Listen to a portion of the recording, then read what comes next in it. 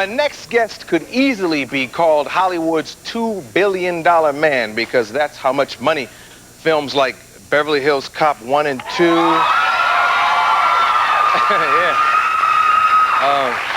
You remember them all now. Trading Places, Coming to America, 48 Hours, another 48 Hours. That's how much money they've all brought in. Critics are already praising his latest film, Boomerang. And it's a funny movie. You ladies are going to love it. You ladies are really going to love it. Yes, indeed. A brand new Eddie. This is Eddie Murphy.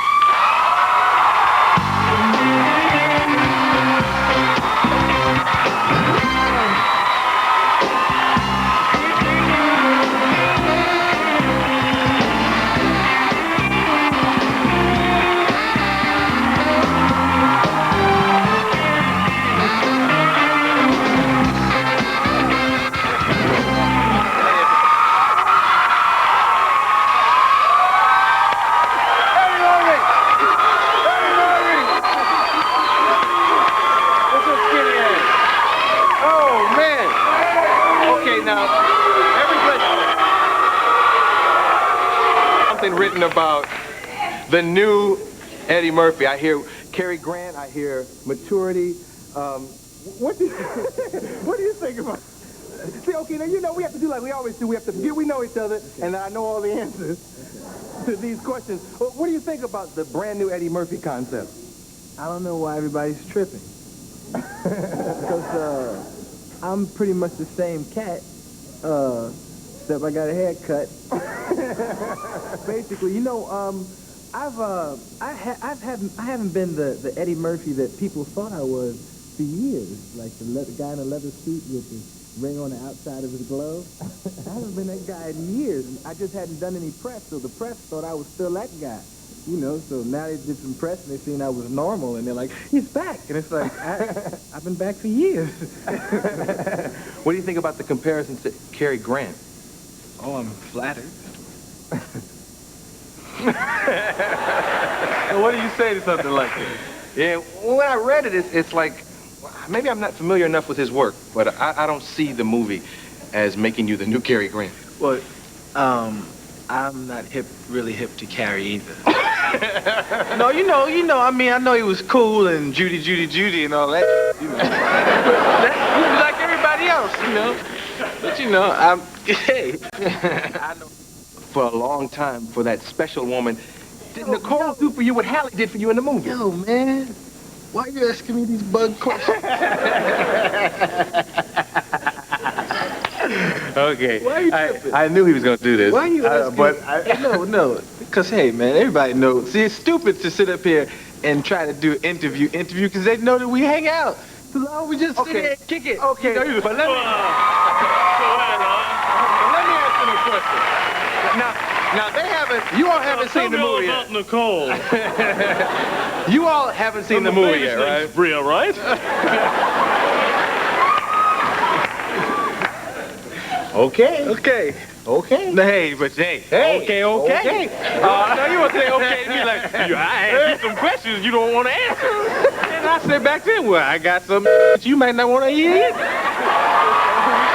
Keep it cool.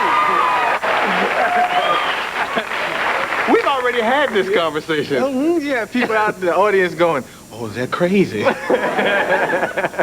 No, but aren't you all interested in Nicole and the magic that she brought to this man's life that kind of settled him down?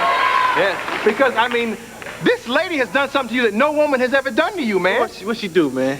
First of all, you got a bracelet like Bill Cosby and got an N on it, and I know the N is for Nicole. Bill Cosby has never rocked anything this funky. What are you talking about?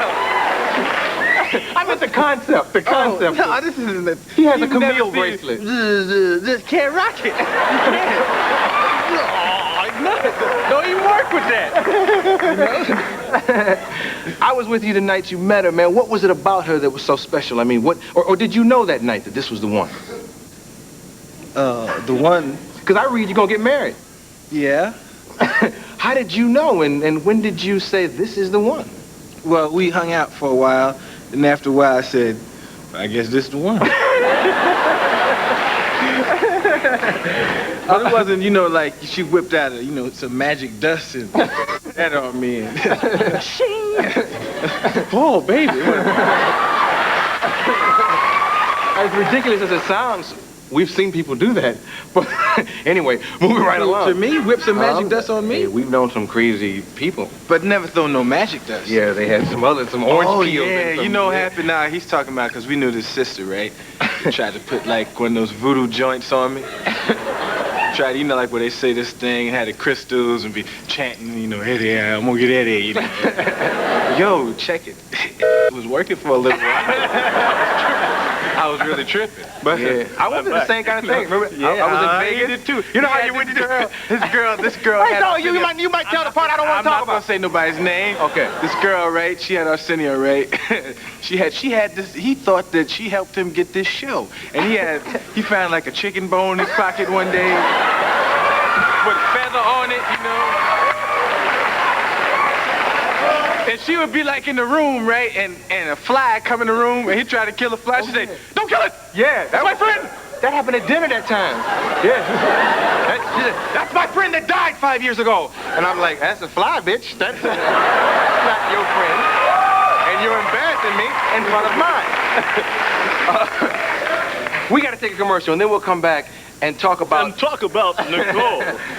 No. And what made you settle down? We'll be right back, Sandy. Get out of it. Come, kick it.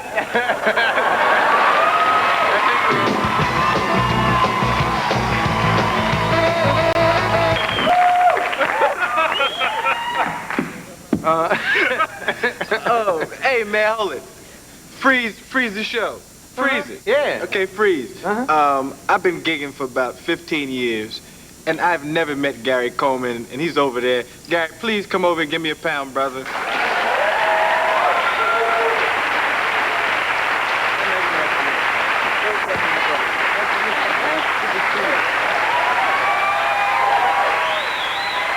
Gary Coleman. You know, this is strange. This business is strange. It's a strange business. You be around people, or you could live on the same block as somebody in this town and not meet him. And I've you know, always thought she was funny. So nice to meet you. And as we were saying... We have a clip from the movie Boomerang. We should look at it. What's in this clip, Eddie? Set it up. I think in this clip I'm acting like a girl. Kinda. I'm behaving like, you know, like the way girls behave. Coquettish. Well, I'm being coquettish. But in other parts of the movie, I'm being treated the way men treat women. Women really gonna get a kick out of it because you guys get to see how doggish we really are. And I think in this scene, though, I'm being coquettish. Let's check it out. Have you ever had somebody treat you like Robin Givens treats you in this movie? Yes, Robin Givens did. The joke. Everybody knows I used to go out with Robin. Yeah, but if I had to say that, you would have been mad. No, I wouldn't. Okay, well, no. Let's look at this clip. I wouldn't. Clip. Oh, no, really, that shouldn't come in your apartment, really. Oh, Christy, don't, that shouldn't be in here, you know, like, I'm not ready for this. I mean, are we by ourselves in here? Of course we're by ourselves. Come on. Marcus, spend the night with me. Oh, Christy, no, it's just too soon. I can't.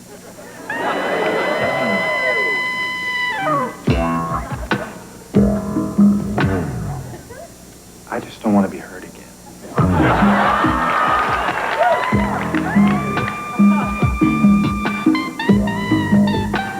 I won't hurt you. Thank you, Jack.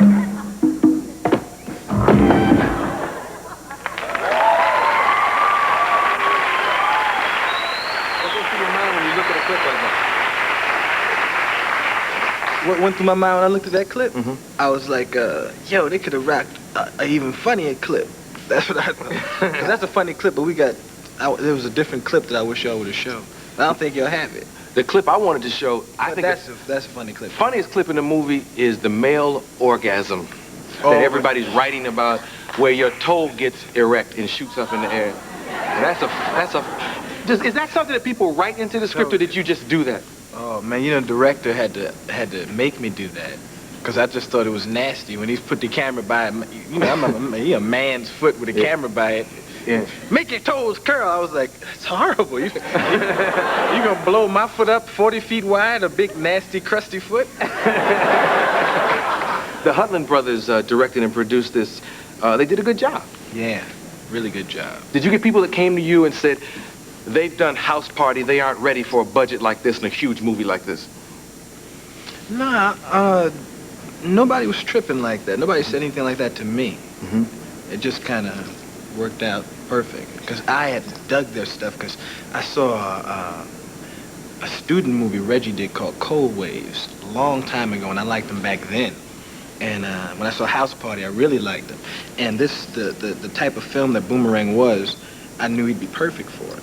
You know, I never even tripped on what else he had done. The guy that did Beverly Hills Cop, he'd only directed one movie before, you know. Mm-hmm. And what's the next film? A movie called Distinguished Gentleman. What is that about? I play a grifter who gets elected to Congress, and like a crooked congressman. Because I'm getting older and gotta do older things now. No, but it's kind of funny though. Do you think about getting older a lot? Because I keep reading about the significance of 30 years of age. Yeah, I guess so. Because you're kind of like, you're not old, but you're not young either. You're just kind of just sitting around like this. Because if you go around, you know, the young people, like if I watch Club MTV, I feel very old, you know. But if I go like to out, I feel, you know, around older people, I feel like, you know, lost. So that's why I be with you all the time. Let's take a commercial. We'll come right back with Eddie Murphy.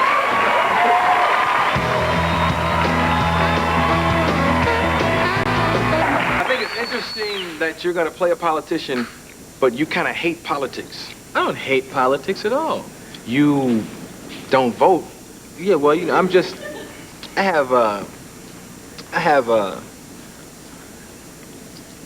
what's the best way of putting this without A hate for politics. No, it's not a hate for politics. It's like, I don't remember a time when people were happy in this country, you know? Mm-hmm. So it's like, no, I can't get off. When I feel like somebody is representing me and I look and say, okay, I'm voting for him because he's going to do something for me, really for me, then I'll vote. But if it's a question of like, well, I know I'm going to have a foot in my ass, who got the smallest feet? You know? I'm not with it. So when What size Perot got? Yeah, 'cause I know George Bush wears some 13 Triple E. You know, I'm not going all into that. When you look at Clinton, Bush, and Perot, do you see anybody you have an interest in voting for? Hey, man, I say my prayers, and I'm a spiritual person. And I'm going to let God settle all this craziness and all this. But we can't all do that, Eddie. Yeah, but that's what I'm doing, man. You know, that's what I'm doing. I think it's a higher power than all of it. I think it's a higher power than government. I think it's a higher power than all of those things. And I've been let down personally. You feel let down, and you feel like you're a victim. I've had all that stuff in my life, you know. And I'm down with that higher power. That's who I give my vote to. But isn't that kind of like being a slave on the plantation and just singing and saying, Lord will make a way? How you figure? Just sing. And like, Lord will make a way instead of whipping some ass or voting. But what's that going to accomplish by whipping some ass and voting? It will accomplish more than just praying. I think prayer must be accompanied by some kind of action. Oh, but see, that's if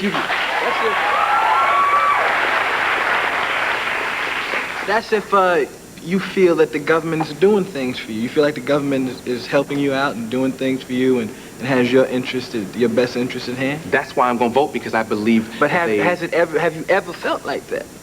Have you ever felt I'll like just that? keep voting until I find somebody who has my interest at hand. Wait now. But who's tripping then? If you just going down in the booth and pulling this lever and I'm singing, who's tripping?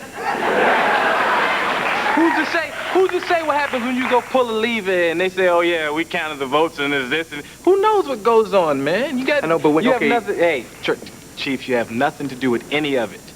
Any of it. There's some cats that run this thing. They're, nah, I'm not doing this. And a lot of people are gonna say, oh, he's crazy and rock the vote and all that.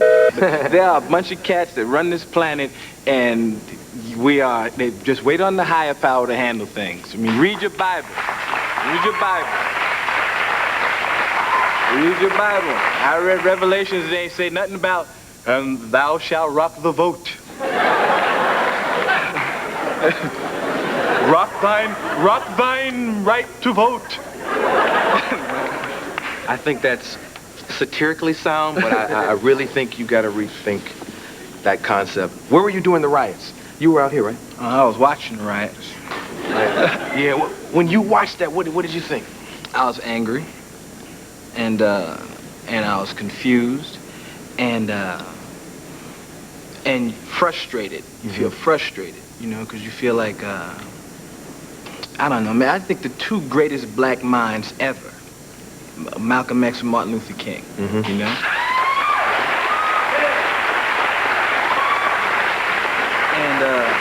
And those brothers passed away, and racism is as prevalent in society now as it's ever been. It's covert now. It's even worse because you don't even know who's who. And we've moved this far, and it's like it ain't like I'm on the plantation singing like we shall overcome, because it's not like I'm not on that tip. I'm not singing. It's like I know you have to do certain things to be successful in this system, and I know you have to go by the laws and follow all this stuff and work. You can be successful in this system, and turning over an apple cart ain't gonna get you nothing but shot by the powers that be. And people say, oh, he's raw, he's down, then you be dead. I'm here to make some movies and make people laugh, and God will handle all this madness. He will handle it all. I'm an artist. We'll be right back with the artists.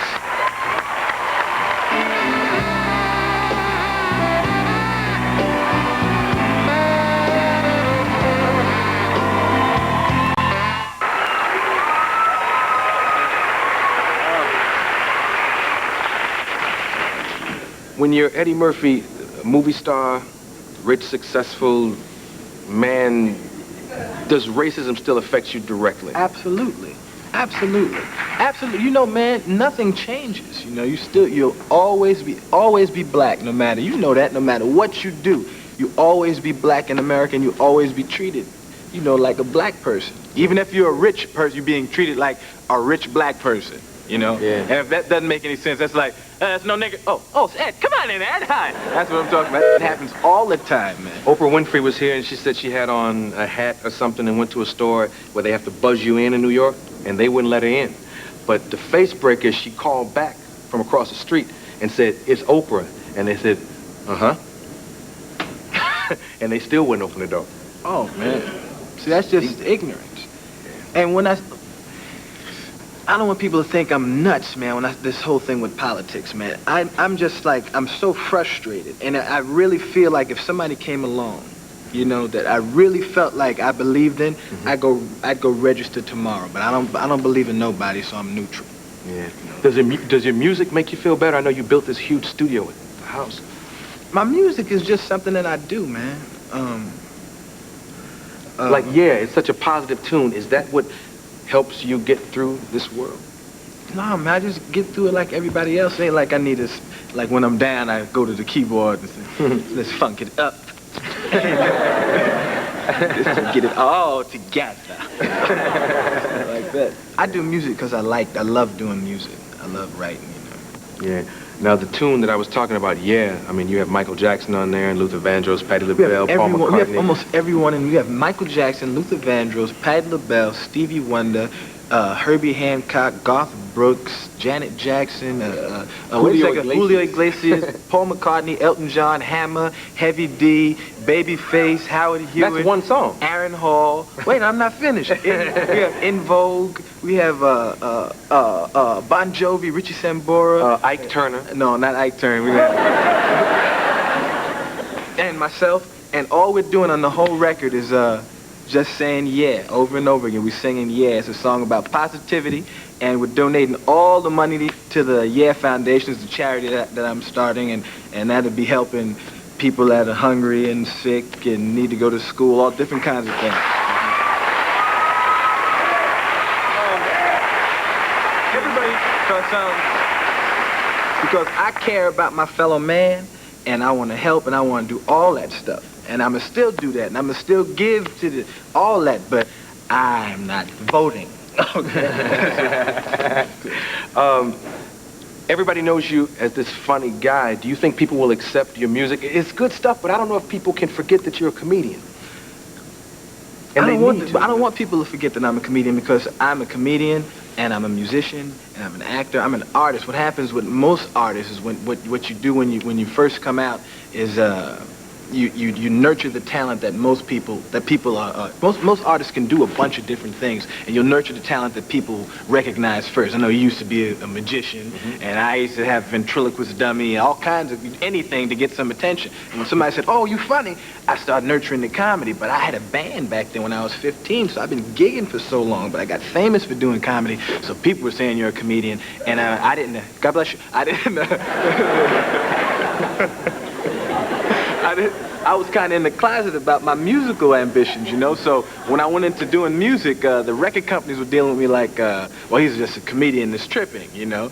So let's put other producers with him. I had these other producers doing my music, and my music was whack, you know? And I would have my own stuff saying, yo, this is bad. So I just went and woodshedded and wrote my own stuff, and had all these people collaborate with me. I worked with people like Larry Graham and Ernie Isley on a bunch of stuff, and we got this whole different sound. It's called psychedelic soul is what we call it. We spell soul with a P, and it's very funky. And and you got to go out and check it out, because it's a different kind of thing, I think.